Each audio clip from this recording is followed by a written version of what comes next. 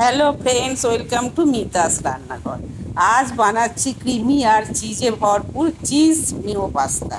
মিনিটের মধ্যেই তৈরি আর স্বাদ একদম ক্যাফে স্টাইল। এখানে আমি 200 গ্রাম পাস্তা নিয়ে নিয়েছি। একটা বাটি নিয়ে নেব, বাটির মধ্যে পরিমাণ মতো জল দিয়ে গ্যাসের মধ্যে বসিয়ে দেব।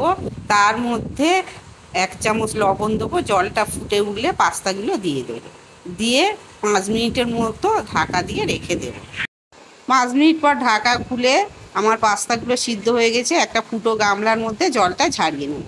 এরপর আমি কড়াইয়ে 3 চামচ রিফাইন অয়েল দিয়ে দেবো।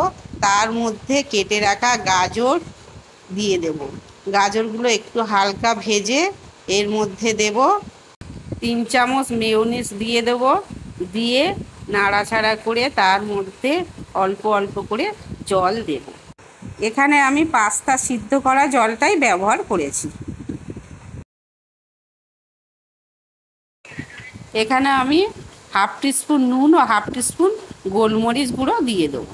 দিয়ে ভালো করে মিশিয়ে নেব।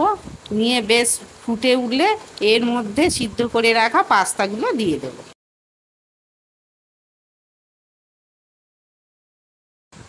পাস্তাগুলো দিয়ে ভালো করে মিশিয়ে নেব। এখানে আমি মজরেলা চিজ একটা গ্রেটারের সাহায্যে গ্রেট করে দিয়ে দেব।